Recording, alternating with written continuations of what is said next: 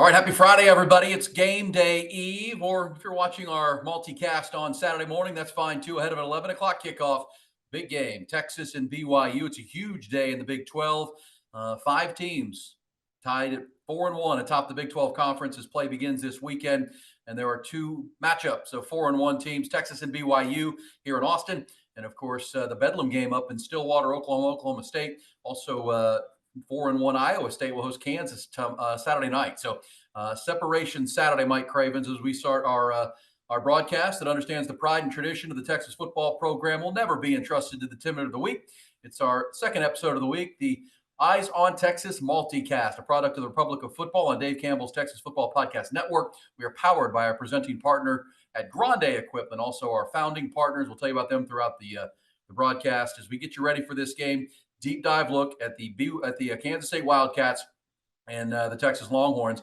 And Mike, it's before we get to the specifics, but great weekend in the Big 12. This is what it's about.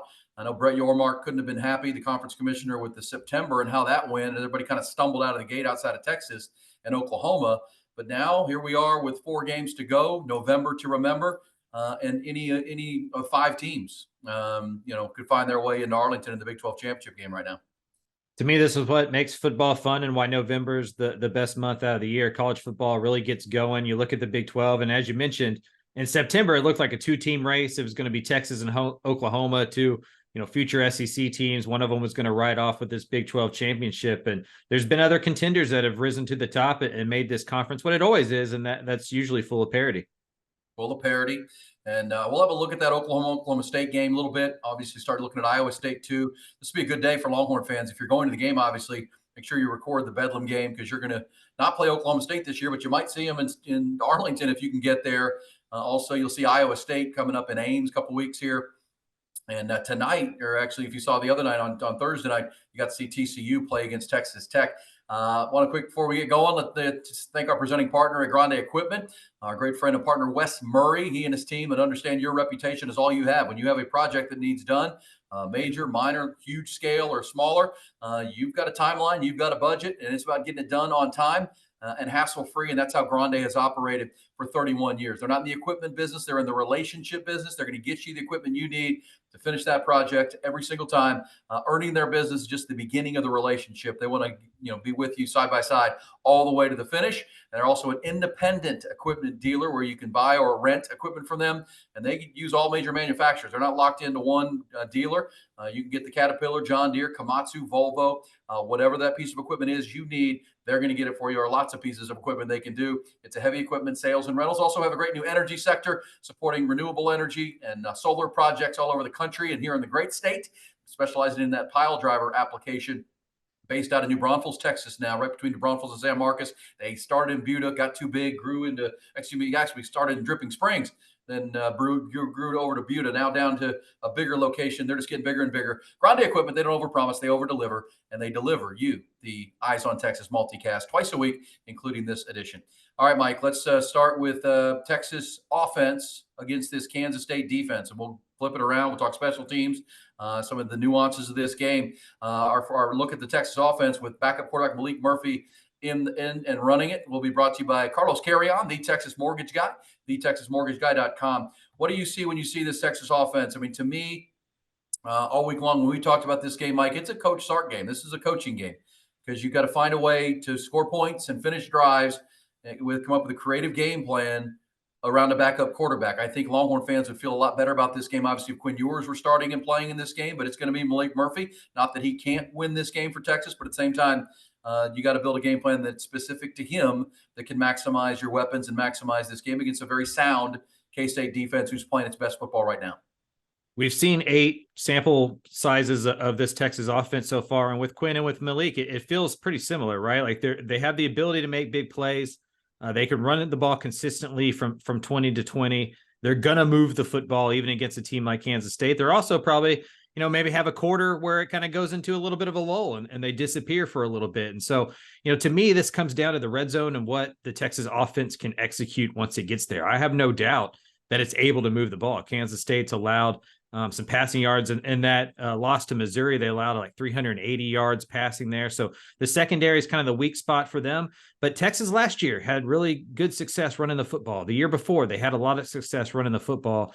To me, this feels like a not too complicated game plan, and that's rely on your offensive line, run the football, and then as those guys creep up, when you have success, Malik Murphy's big arm can get over the top to Xavier Worthy and AD Mitchell. Yeah, they're impressive, right? They're sitting here at 4-1 in the Big 12. They're 6-2 overall. They lost a shootout game early to Missouri. We talked to some folks in and around the K-State program who told us that they're a little bit banged up. They replaced Julius Brents, their great corner, replaced both safeties from a year ago. And that Missouri game, they were still trying to figure out who's what in the moving parts of September. They've locked that thing up, man. Their last month since they lost a game in Stillwater, Oklahoma on a Friday night. They've if you take the second half of the Texas Tech game the next week, and then the last two games that they've won against Houston and TCU, Mike, they've outscored their opponents 103 to 3. It's been outstanding football. Last two opponents have only scored 3 points, have given up a field goal over the last 8 quarters to Houston and to TCU. The last couple of weeks, two pretty good offenses when they're at their best. So it feels like they've gotten the right people in the right place. And this is a conversation for Texas fans and Steve Sarkisian. They play that dreaded 3 down, 3 high defense, Mike, where it's the 3 back, 3 safety defense. They can disguise a lot of things. So this is why I say with Quinn Ewers, I think Texas was working to be ready to handle this stretch where you're going to see that 3 high defense against K-State and Iowa State and TCU the next 3 weeks. Well, now you're going to have to do it with your backup quarterback and find ways to, because that confuses quarterbacks. It's all about post-snap confusion. Pre-snap, you don't get the looks you want. You have to make all those decisions of what you're seeing, which safeties are going to be in coverage, which safeties are dropping. You got to make all that decision, post-snap, which for a young quarterback can be, treacherous if you're trying to find him a comfort zone. Yeah, and Chris Kleiman's an excellent coach. That staff is awesome, and so they're going to put their guys in position to make plays. Before this season started, I feel like there was 3, possibly 4 games to circle on the calendar: Alabama, Oklahoma, and then the third one was Kansas State. The fourth one to me was going to be Texas Tech, but they haven't lived up to that hype. And so, this is a big game for Texas, and they knew it was going to be. I have some concerns about Kansas State, or some question marks about Kansas State. I'm not sure what their best win is on the year. They haven't beat a really good team. Maybe Troy is their best win on the year. Those last 3 games, that was TCU with their first, a quarterback making his first ever start, Texas Tech with a quarterback making his first ever start, and then Houston a week off of playing Texas at home to a really close game. And 2 out of those 3 teams probably aren't going to be bowl teams, or maybe won't be bowl teams. And so I'm just not sure how good Kansas State is. I know how good I think Chris Kleiman is. I know how technically sound and upperclassmen led that team is. I mean, I have a visual image of who Kansas State is. But in 2023, it's been hard to put your finger on them, because this is also a team that lost to Oklahoma State, that lost to Missouri, and doesn't have a big win on their resume yet. Yeah, they're not the biggest team either. They're not the fastest team. I mean, this is just a sound defense. And what they're really good at, Mike, is red zone, right? Where Texas really struggles on offense is in the red zone, 120th in the country in red zone touchdown performance, and K-State's really good in the red zone. So, you could obviously see Chris Kleiman's game plan here, try to keep Texas out of the end zone on the deep plays and the big plays, both through the run and in the pass, and see if you can continue to take advantage of their poor red zone performance, force field goals, maybe force a turnover of Malik Murphy, because we'll talk about their offense coming up. Their offense is very explosive. Defense tries to keep everything in front of them, but they will fire their linebackers and safeties downhill to create second and third and longs. And that's what's really impressive. They those last couple of weeks against the teams you mentioned, they're getting off the field, and then their offense is keeping the ball. The other part of that is when you talk about K-State is Will Howard. Texas fans know Will Howard very well. He's one of 2 quarterbacks, though, they will utilize. They have a freshman named Avery Johnson who's come in, and he is dynamic. He's a big-time player. But we'll talk about their offense coming up. But on defense, they don't have Felix Anudike Uzoma. They don't have Julius Brents anymore, who off to the NFL. So it feels like Texas should be able to move the ball. The question, Mike, as it's been all year, can they stick it in the end zone? Can they stick it in the end zone? Make this team, because you can make this team play from behind.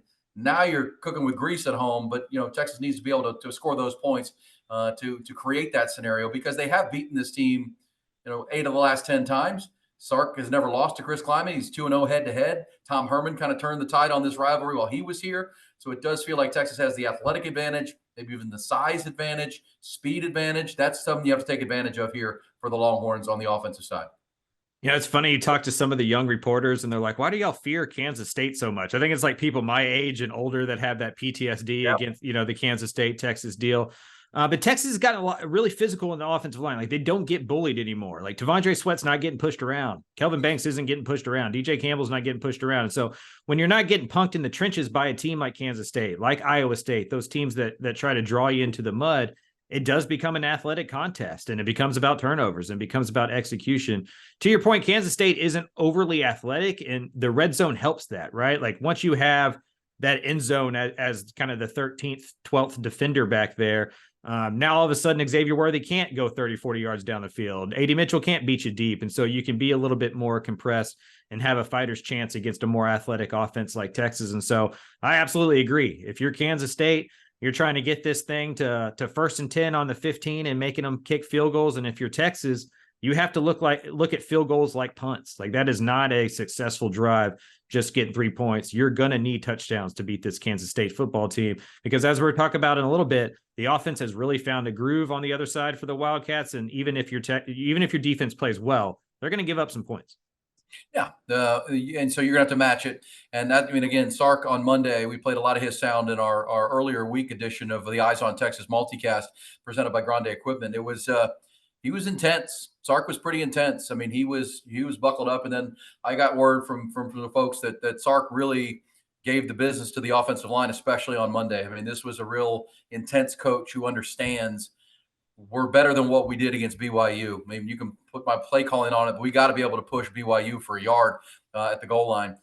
Maybe more Jonathan Brooks in the red zone, but I do know it was a real intense Monday, and it's been a real physical week of practice. I know Sark is treating this like Alabama as far as putting some ones-on-ones and really coming out physical, because if they can match the physicality of K-State, they can win this game even with their backup quarterback. If not, that's where they'll lose. And you mentioned why us old heads fear K-State if you're a Texas fan. That goes back to Bill Snyder and Mack Brown. Yep. Where over and over again, Mack Brown had the better team, had the better athletes, and Bill Snyder would just come in and be more physical, be more together, be more cohesive. And every time you look up, they're beating Texas.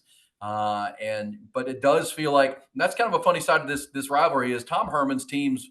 Tom loved tough teams. He wanted tough physical teams. Maybe didn't always look for the best athletes in Texas, didn't always go for the speed that it was going to take. And that was just his mindset. And that's where this rivalry turned. Obviously, Bill Snyder stepping aside too helped. But Chris Kleiman's the same kind of coach. So tough teams that Tom had, and now Sark is big on the physicality, but he also likes adding the speed on the outside, the speed element to go with tough football teams. So that's where this thing is turned, and we'll see if Texas can keep that going. They did win it last year. Remember, 2 years ago in this building, they won this game against K-State when Will Howard was a young player. It was a defensive battle, but they really won it with Roschon Johnson out of the Wildcat, Mike. I mean, it was just they were out without a quarterback, and it was like, we're just going to saddle up Roschon and run this football. And I think Roschon won a lot of fans at that day because they won that game, and then they won it again last year, and now they're looking to make it 3 straight with Sark. That is the offensive look. Any other thoughts on the Texas offense? Anybody you think needs to stand out? Is it a Jonathan Brooks game? Is it X? Is it all of them? What about JT Sanders? Who do you think needs to have a big game here outside of the offensive line? I think it's the running game. I think it's the running backs. I want to look and see the box score and see 40 rushes for Texas. If Texas runs the ball 40 times, they win this game by a touchdown or more. If they have to pass it a lot because the run game's not working or that Kansas State offense is scoring a lot, that's when Texas is going to get into a little bit of trouble. All right, let me mention our first quarter sponsor. While we look at the Texas offense, Carlos Carrion. He is the Texas Mortgage Guy online at thetexasmortgageguy.com. Don't forget the. That's important. He's Carlos Carrion, lifelong Austinite. Great with mortgages if it's a refi, which probably not doing right now, but certainly can still buy a home. That house is going to value, and trust me, the best thing about buying a new home right now is you can refinance those interest rates when they do come back down, and they will come back down eventually. Get the house now. It's going to value. You can refinance it, and Carlos will be your guy for both, right? The new mortgage for the new home to make that happen and do as good a job as you can. And, of course, when you need refi down the road as the rates do come back down. He is great. He's a lifelong Austinite, knows this market like the back of his hand, almost 10 years in the industry. Not here to just provide you with a quote. He's your guide to help solve problems, strategize important financial decisions like this, your home, your refis, anything you might do. He's Carlos Carrion, the Texas Mortgage Guy.com. All right, our second quarter will be brought to you by Brain Vault and Brain Vault Technology. Dr. Greg Eckert and his team, my dentist, loving my pearly white, beautiful smile. He's restored, but he also has the Brain Vault technology coming online for you and your young athlete in a collision sport. But collisions will be had here where the Texas defense faces an offense that's pretty darn dynamic, Mike. I mean, this Texas defense has been good, and really on paper, and what we've seen through the first 2 months of the season, this offense sets up pretty good for Texas. Texas has struggled with pass-first offenses with really dynamic wide receivers and quarterbacks that can run and really stretch those and then test those safeties. This is a team that's not dynamic with their passing game, but they can really run the football. I mean, I know I kind of get caught sometimes. Rod Babers, my co-host in the mornings on the Horn, has said, man, stop saying they're just physical and efficient. They're really explosive too, but they're explosive because they're physical and efficient. And they stay ahead of the chains, and they have two quarterbacks that can run, and they've got a running back, and they've got a transfer running back from Florida State. Their leading receiver is like 50 yards a game, but then their second lead receiver is their H-back, Sinnott. But they run the ball so darn well. They just pass to move the chains and then catch you when you're sleeping. That's what the Longhorns are going to deal with Will Howard at quarterback and this young freshman phenom Avery Johnson, a 4-star kid who was Mr. Kansas football. Could have gone to a lot of schools. He was recruited by Washington. He was recruited by Oregon. Could have gone elsewhere. He stayed in state. And this is the kind of athlete that K-State doesn't typically keep in state, Mike. This is a great recruiting win for Chris Kleiman. Avery Johnson, a guy number 8, you're going to have to deal with on Saturday. And when they get rolling with him back there, what it reminds me of, speaking of going back into the past, it's a Taysom Hill kind of BYU explosive offense, right? Where it's not explosive because there's a lot of speed on the outside that's going to go down. They make you take one false step, then they get a number advantage on one side, and then you're toast. And Johnson has enough speed to really take advantage of any of those situations. Will Howard is a capable quarterback who's obviously played in this game before and has a lot of experience. That's a tough team, man. Like that's a really tough team. And you know how this is what I've thought about all week with this game. You know how sometimes they put one-on-one, they put a camera on like a really good one-on-one matchup on the outside between like an awesome receiver and a cornerback. I want a Cooper Beebe at guard against Tavondre Sweat or Byron Murphy on a play-by-play basis just to watch kind of the trench warfare between those two or those couple of guys. It's going to be fun to watch the offensive lines and defensive lines go at it. And the winner more consistently than the other, because each side's going to win their battles. But the group that can win more of them consistently is going to win this football game. I agree with you 100%. I mean, that's really what this game's going to come down to. Most football games do. And that's where the kind of worries you if you're Texas, because you've consistently had the more dominant interior. I mean, you got, Tavondre Sweat is literally playing like an All-American right now. Yeah. Pro Football Focus has him graded as the highest rated tackle in the country. Byron Murphy's not too far behind. But yes, you got to match up against an offensive line that features Cooper Beebe, the preseason All Big 12 player, maybe All-American guy. And they have 3 guys on this offensive line, Mike, who are in their 6th year. Mm-hmm. They've played a lot of football together. So they're that glove that you want on the offensive line. They're healthy right now. Now, I don't want to make this out to be Alabama, and Texas stood toe-to-toe with Alabama, but they're as good as the Big 12 has to offer on the offensive line. So that'll be fun to watch. And I don't wonder, one of the packages we saw broke out last year by PK, and one of the things that when I talk about what Texas has struggled with, Mike, it's been when they can put the linebackers in conflict, right? Jalen Ford has to read and David Benda. The package we saw last week that I would imagine we see a lot of, maybe it was in preparation for this game for Pete Kwiatkowski, Mo Blackwell with Jalen Ford and Anthony Hill on the field. So you've got your central nervous system at linebacker and Ford, who led you in tackles last week, but then you have speed with Mo Blackwell, who's a converted safety who made a lot of hits last week, was all over the field, and then Anthony Hill, who can run. So you're kind of combating the two quarterbacks. Remember, Colin Klein is their offensive coordinator. He's a running quarterback. Mm-hmm. So they have all kinds of design quarterback runs, quarterback power, quarterback draws. Does not mean a lot of quarterback runs. And then those two quarterbacks will be on the field at the same time, Mike. So then you're kind of, okay, I got this, I got this. You got to really be there. I expect to see whatever they call that package with Mo Blackwell and Anthony Hill surrounding Jalen Ford quite a bit in this game, just to get speed on the field that can get, can deal with these quarterbacks that can run. Yeah, and if you take a wrong first step, but you have the type of speed Mo Blackwell does or Anthony Hill does, you can make up for a couple mental mistakes. But that is the tough part about playing Kansas State is they make you think They make you look around and have to analyze, but then they just bludgeon you over the head with a hammer at the same time. And so if you're Texas, you have to be aggressive. And once the bullets start flying on Saturday, you just have to go hit people and go hit people really hard. I do think that this is probably the best offensive line that Texas has faced this year. At least the upside of it. Alabama, I know historically has a great offensive line, but they do not have a Cooper Beebe. He will be the highest drafted player on an offensive line that Texas has faced this year. The only offensive line this defensive line has seen this year that's comparable to Kansas State is the one they face in practice. And so I think it's probably smart for Sark to go back to the ones-on-ones this week, just so there's not a little bit of culture shock when Saturday rolls around. And it's going to be, I mean, it's seriously going to be a big time fight down there in the trenches. It's going to be a lot of fun. It's probably the best left tackle, left guard combo in the Big 12 with KT Leviston and Cooper Beebe.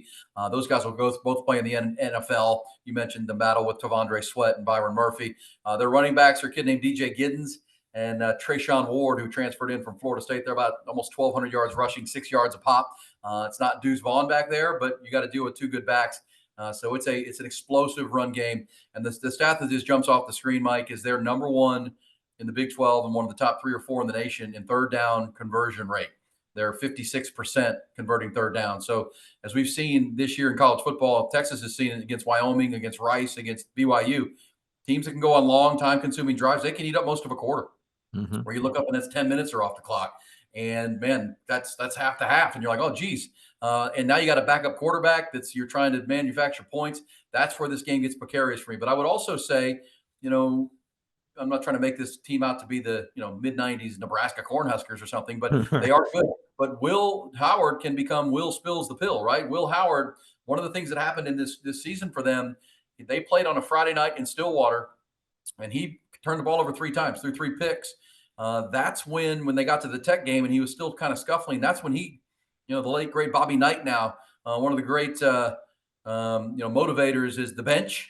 Ass grabs bench, and all of a sudden performance rises. As we pay honor to Bob Knight, who passed away this week. Will Howard got the bench, and Avery Johnson came in, and then that game against Texas Tech scored 5 touchdowns. Well, now all of a sudden Will Howard's playing a heck of a lot better, and he's out there making plays. And so, which Will Howard do you get? There's kind of a feast or famine kind of player. If he's on, reminds me a little bit of Spencer Sanders. Yeah, at Oklahoma State, right? That he's either going to be really good or he'll turn the ball over and drive his coach crazy. Longhorns would like to see the latter on that and see if they can force some issues because they have a backup quarterback that they're dealing with.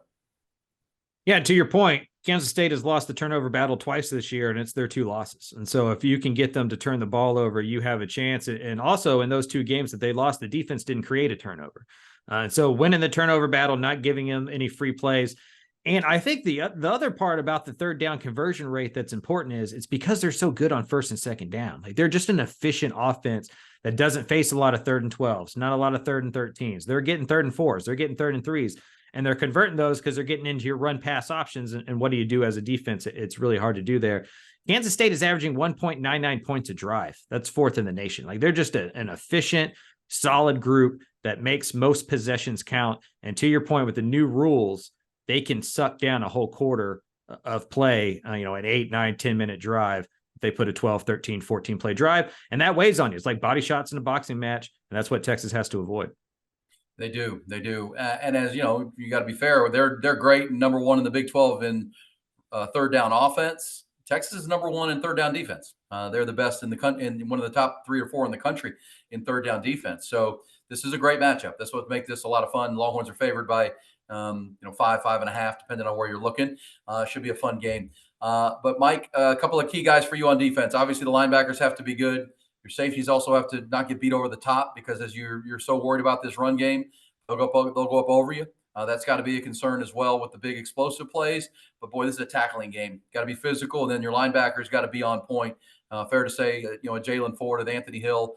And maybe even a Mo Blackwell is the guy we're talking about next week, win or lose for Texas, who stepped up and made big plays. Yeah, your safety spot as well. Derek Williams has become the biggest snap getter at the deep safety position, and he's going to be asked to tackle. He's going to be asked to be physical and be an elder statesman 10 weeks into the college football. He's not a true freshman anymore. He's going to have to handle that physicality, as Michael Taft will, as all the safeties will. And so this is going to be a 3-level football game. But to me, if Tavondre Sweat and Byron Murphy win their matchups, and they're not going to win every single one of them because the guys they're playing against are really good, but if they can win their matchups and play to a plus series there with BB and the guys in the interior, Texas wins this football game. If they get pushed around, if BB and those guys win more of those battles, I just don't know how Texas stops this Kansas State team consistently. All right, there's Mike Craven. I will also say that maybe we see, I know they talked about it in the preseason, saw it a little bit against Baylor and Alabama, where they go to that heavy defensive line, Mike, where it's the Sweat and Murphy, and then you see Alfred Collins and Vernon Broughton there just to set the edge, right? Ethan Burke is hurt. Justice Finkley sometimes can get overpowered. When you're going up against this offensive line, you might want to go heavy and match it, and then because what you don't want is those offensive linemen getting to the second level, right? And then all of a sudden messing with your linebackers, and now you're in real trouble because those quarterbacks or the running backs are onto your third level of defense. I wonder if we don't see that. I mentioned the Blackwell Hill. Maybe you see some Alfred Collins playing in, Vernon Broughton on the end, even Byron Murphy spinning out and playing some end just to set that edge. Because the one thing I'll say this about Avery Johnson. 80% of his runs are to the outside. He's a wide runner. He's not that's going to be Will Howard. That's going to be the backs. He's going to try to get to the outside, and he's got that speed. We saw Kansas get the edge on Texas a few times. We saw Dylan Gabriel get the edge. You got in that maybe some option plays. So I don't know if we don't see a heavy D line set, maybe especially on early downs, Mike. Yeah, I 100% agree. Get mass out there, be physical with the offensive line, win the trenches, play in the backfield, and all of a sudden Kansas State's forced to do things that they don't want to do, and that's how you end up getting 3 interceptions, because you put them in spots where they're playing off script and they're in 3rd and 7 or 3rd and 8. If you can win first down, if you can win second down, and all of a sudden Kansas State is in 3rd and 7 or more most of this game, they're going to struggle. And so I absolutely agree. I think you get Alfred Collins, Vernon Broughton out there, and you bring it to them early and often and see how they respond to that. All right, that will be an interesting chess match between the strengths of both teams, because I think the Texas defense right now is the strength of their team, holding BYU to 6 points. And with a backup quarterback, I mean, you really need every phase to step back up. And I will tell you that our look at the Texas defense against this Kansas State offense is brought to you by Brain Vault and the patented and researched Brain Vault technology that allows your young athlete to play hard but play safe. It's proven science. It helps protect athletes for the risk of concussions. I say it's like a shock absorber for your mouth. It's a mouth guard, but it's an orthotic fitted for your jawline and your mouth only. We've told you it's my doctor, Dr. Greg Eckert, my dentist. He has done an amazing job with my smile.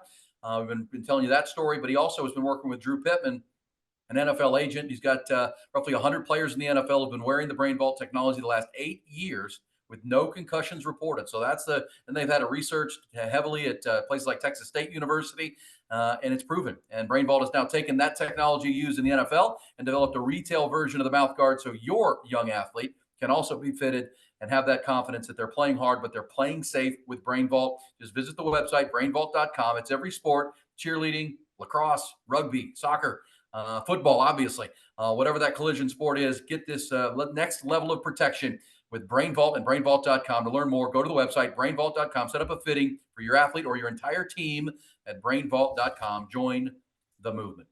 All right, Mike, we'll get to special teams, and then I want to do a special, we'll look around the Big 12 a little bit too, but the coaching matchup, Chris Kleiman v. Steve Sarkisian. Love that one. But special teams, we'll be quick on this. It'll be brought to you by our friends at Hay City Store and Ice House in Driftwood, Texas. The scratch-made comfort food, everything that goes on there. Destination location. Great spot to go watch the game this weekend. If you're not going to DKR, we'll be out at Hay City Store in the Ice House. Weather looks phenomenal all weekend long in Central Texas. But, Mike, the special teams. Longhorns returned a punt for a touchdown last week with X.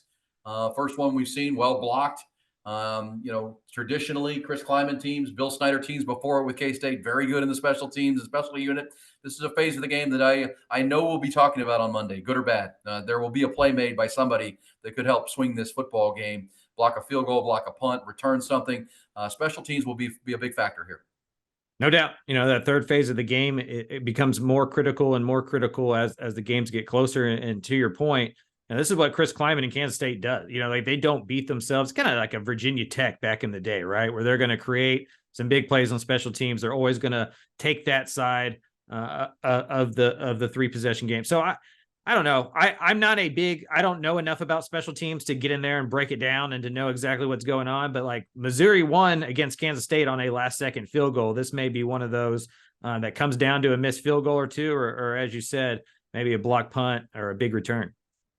Yeah, that was a 60-yard field goal, if memory serves, at Missouri, where they lost that game and gave up the big number. That game was just a big play over, like a series of big plays back and forth. It was crazy, and went to that final play with the kick. And of course, they lost to Oklahoma State in Stillwater. So their two losses have been on the road. And let's see if the Longhorns home crowd on 11 o'clock can bring that. I'd also mention Ryan Sanborn's been rock solid for Texas punting. Their coverage units have been rock solid with Keelan Robinson, who's just been such a good player for Texas this year. His kick returns have been huge, setting up field position for Texas in this 7-1 start. So there's a lot to like about the specialty units led by Jeff Banks. And also, this with Jeff Banks, you saw him at A&M, Alabama. He'll have something special here working with Joe D. Camillus, the special teams analyst from the NFL. Got to think they'll have something, knowing they have a backup quarterback. They created a touchdown last week. Got to think they've got something up there. So maybe a couple things to try to create field position or points. Yeah, no doubt. I mean, you leave it out on the field here. This is the best team that you're playing the rest of the way, right? And so I wouldn't be surprised if you see Texas go for it off a fake punt, maybe not a fake field goal after what happened in Houston. Maybe keep that one in the back pocket. But if you can create an extra possession or two through special teams on either side of the ball, that could be the difference in this game. I believe it's going to be a really close one. And so the team that gets a turnover or two, or the team that gets a missed field goal or a fake to continue a drive that turns into points, that's going to be crucial in what's going to be a tight game. No question about that. All right, so special teams, huge. We'll see what the Longhorns, X-Man, Keelan Robinson, who is that we're talking about on Monday? Brought to you by Hay City Store and Ice House. Get out there, 53 beers on tap. If you watch the show on PBS called Day Tripper, they do these cool little visits to Texas towns around the great state. And recently, the most recent episode featured Hay City Store because they stopped in Kyle, Texas, and talked about the pie company there in downtown Kyle, but got out about 10 minutes away, 15 down to Hay City Store, right between Kyle and Wimberley. And really cool. You get to meet and see Travis Tyndall and Tamara, the husband and wife couple that opened Hay City Store in 2015. They're still there. There is some construction going on. If you get out there right now, they're building new bathrooms and expanding because they're so popular. So you'll deal with that a little bit, but you hardly notice as they expand Hay City Store and Ice House, Driftwood, Texas. Go see them. Find the entire mouthwatering menu online at haycitystoretx.com. That's haycitystoretx.com. We were out there this week, Mike, and they have a special on the special menu soup. They had 3 different flights of soup that you get in little crocks.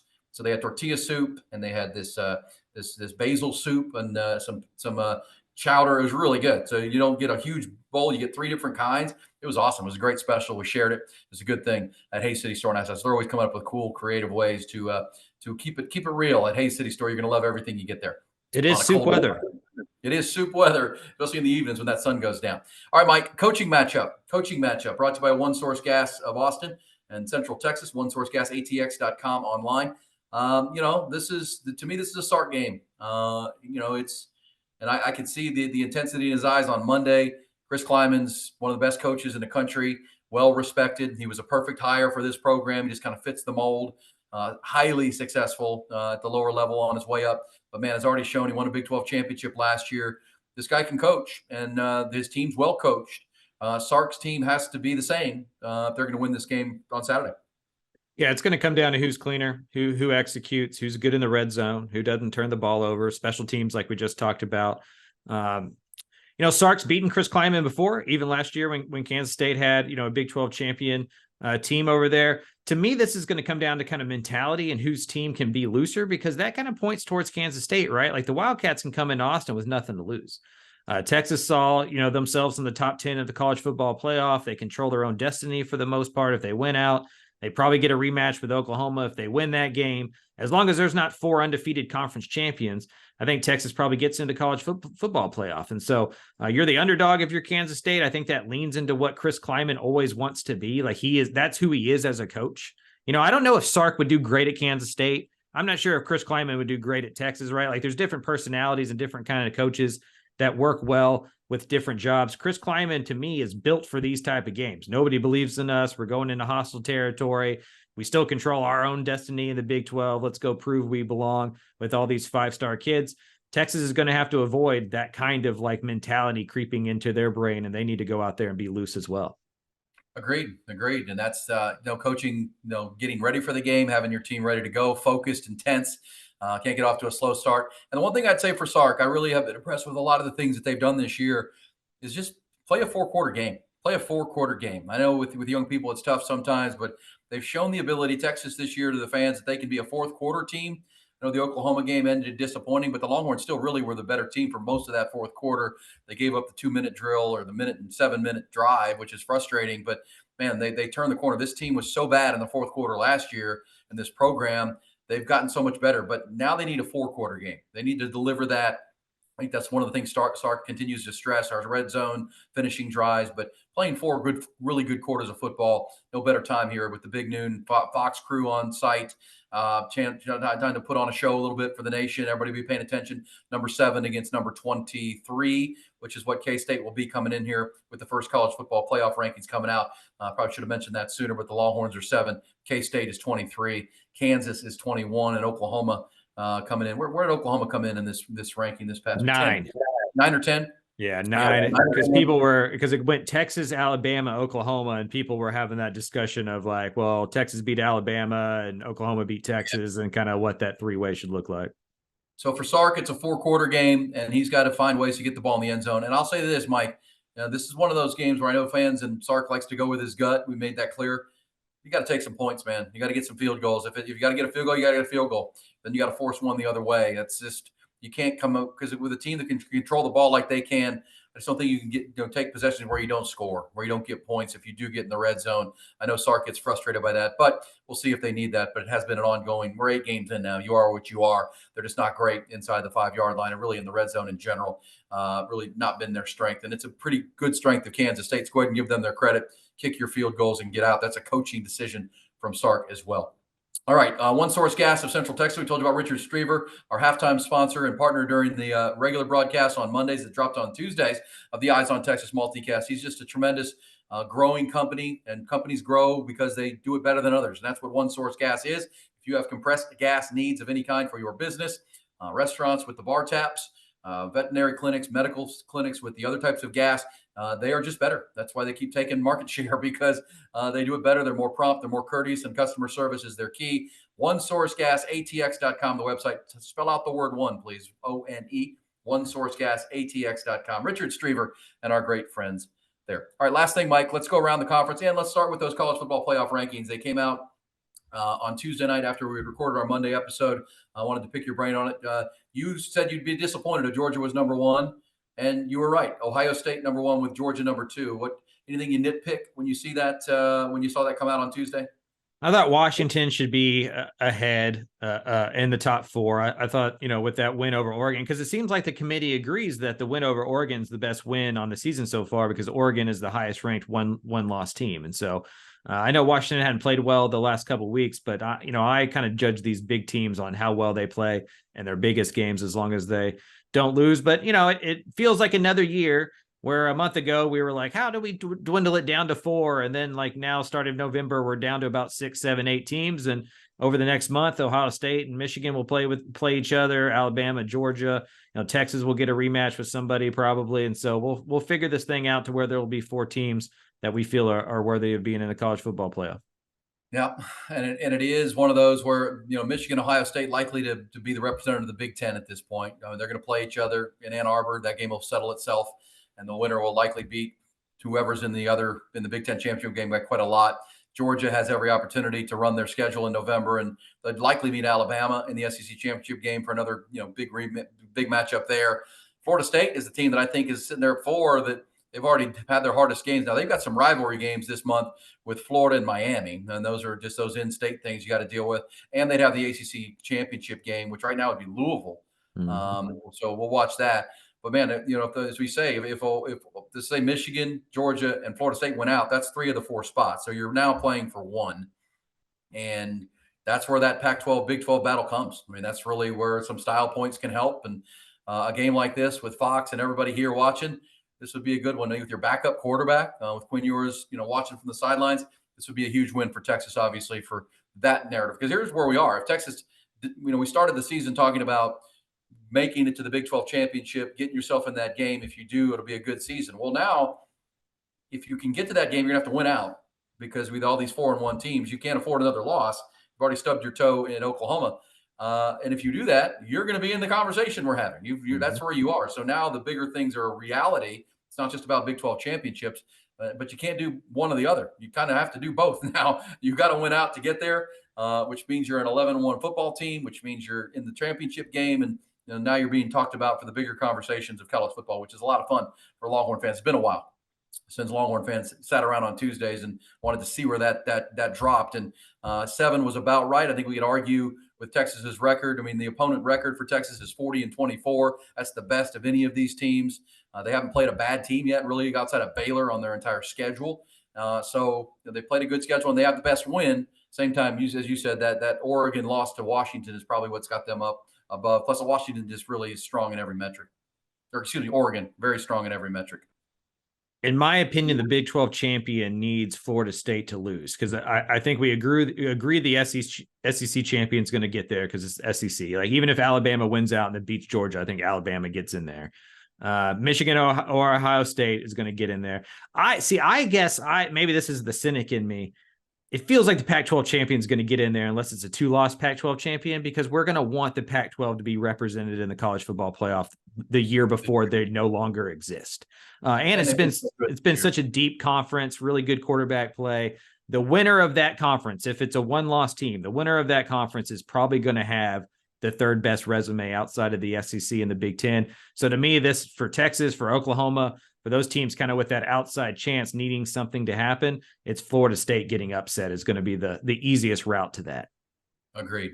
Hey, what do you think happens in Bedlam, Mike? I mean, Oklahoma State at times in September looked dreadful, but Ollie Gordon, the running back out of Fort Worth, has just taken off. And really, it's you asked what has Mike Gundy done? He simplified it. He picked a quarterback in Alan Bowman, and he's given the ball to his best player. And Ollie Gordon, over the last 2 games, has rushed for almost 300 yards in both of them. He's the first running back at Oklahoma State in their history for their program to have back-to-back 250-yard games. The last one was a guy named Barry Sanders, so that's pretty good. But then there's Oklahoma coming in off a loss. Oklahoma's dominated the rivalry, 15 of the last 18. What do you think happens in that game? Never rooted for Mike Gundy before, so this is uncharted territory for me. But just with the way this thing is breaking up, you hope Oklahoma State can win this last one and have kind of lifetime scoreboard on the Sooners. Isn't that right? I mean, we talked to an insider from Oklahoma, and he said the same thing. Oklahoma has so dominated this rivalry. I mean, it's like 91 all-time victories versus not many for Oak State, 15 of the last 18. But if they win the last one, that record won't matter, right? If they own the last one and they own Bedlam in their building, that's forever swag, right? That's forever cockiness that we won that last one. And so huge game. There's going to be so much intensity in that football game because I saw where Brett Venables, all of his captains are from the state of Oklahoma for this game. No out-of-state captains. Only people that understand this matchup, what it means. Mike Gundy, of course, played in it as a player at Oak State as a quarterback, and it runs deep. Much like we were with Texas and Texas A&M, it's sad that it's not going to happen. But beyond this, it doesn't look like. But man, this one will be big at 2:30. I'm probably glad they didn't do it at night, Mike. Yeah, I wish it was in Stillwater. I think this one's in Norman, right? Like it would have been best if it was in Stillwater last. But yeah, it should be a really good one. It's just another weekend where I just hate that we have to have all these conversations every single week about like the last time a big game is going to get played. It feels like it's kind of a swan song season for a lot of these rivalries. I think there's going to be some good that comes out of it, right? Like I'm excited to watch the SEC next year. I'm excited to watch the 12-team playoff, but we're also losing some of the soul of what college football was, and this is another example of it. Well said. That game is in Boone Pickett Stadium. That game is in Stillwater. Okay. Good. Good. Stillwater. That's going to be a crazy place then. Like there's going to need some bodyguards. I wonder how many police are there. Like this place is going to be wild. It is. And the fans are right on top of the stadium. It's such a weird game to go to a game to. You're so close. It just feels like, man, I shouldn't be this close at this place. And then if you're on the sidelines, you feel like you're in the action. You get killed on the sidelines in that game. So that's 2:30, Texas at 11. There's also some big games around the country. Obviously, that Iowa State-Kansas game is one to watch. Jayhawks coming up that big win over Oklahoma. Texas fans would like to see probably Iowa State take another loss if they could, but that'll be in Ames. Weather could be a factor in that ball game. USC plays Washington. how many points for Washington with Michael Penix and that receiving core score against that USC defense, Mike? I mean, that could get really ugly. Probably 50. Yeah, I don't know how Alex Grinch is 49. So I don't know how Alex Grinch has a job. Like, I want somebody to be my friend as much as Lincoln Riley is to Alex Grinch. his defensive coordinator, didn't have good defenses at OU, and he took them with him, and he's still there, and they're not very good on defense. At some point, that's got to be Lincoln Riley. He owns that defense. It's coordinator, be damned, because he ran Mike Stoops off at Oklahoma because it was his fault, and now it's Grinch. I think it's him and the way they practice. I don't think they're very physical in their practices, but either way. That's another marquee game to watch on Saturday. Mike, give us your final thoughts and prediction on this game. Are you picking Texas, or do you think the K-State team just playing too good with the Longhorns with the backup quarterback? What's your temperature on this game? I think Texas wins. I think Texas covers. I don't think it's going to be fun. I don't think it's going to be pretty. I think everybody's going to be in the ice bath afterwards and on Sunday, but they just have too many athletes. And as I said at the beginning of the show, Kansas State's a good football team, but they have not beat a really good football team yet. They'd have to do that in Austin on the road against the Longhorns. I just don't think that they can do it with the true freshman quarterback being their best player right now. Yeah, and I agree with you. And that would make for a fun Monday record of our Eyes on Texas multicast that will drop on Tuesday. Looking forward to that. I also will take Texas in a close one. The over-under is like 50. I think that's right about right. I think Texas, 31-24 kind of game, one of those kind of things, 34-27, maybe if that's going to go over. I think it's going to be right in that conversation. But I agree with you. Malik Murphy has to play a heck of a game here and can't make the turnovers he did last week. If he does, I think the Longhorns have the athletes to run with K-State on offense. So looking forward to it. That is our multicast and our preview edition. We both are taking Texas. Hope you enjoy that. Certainly the game, if you're listening here or viewing this on Friday, appreciate you doing so. Send it to a friend. Pass it along. They can watch it today or tomorrow on game day ahead of it during their tailgate or getting ready for it. Thank you to our digital producer, Nolan Hogan. Our executive producer, Griffin Hogan, and his editing work does an incredible job each and every time. Also, our founding partners, Carlos Carrion, the Texas Mortgage Guy, thetexasmortgageguy.com, Hay City Store and Ice House in Driftwood, One Source Gas of Central Texas, Dr. Greg Eckert, my dentist, and his Brain Vault Technology right here in Central Texas, and of course, Grande Equipment, our presenting partners, the locally owned, independent, but worldwide equipment company that has been serving the heavy equipment needs of the world and to the state of Texas since 2004. Find them online at grandeequipment.com. It is the multicast that teaches you on top of all things Texas football, twice a week, available weekly enough to watch on the Dave Campbell's and the Horn Austin YouTube channels. Also available for download through iTunes and Spotify or wherever you find your favorite podcast. Mike, great stuff. You're off to Denton, Texas. Denton, Texas for the rivalry that you know about as a UTSA grad that maybe people should know about more, the Mean Green and the Roadrunners hooking up on Saturday.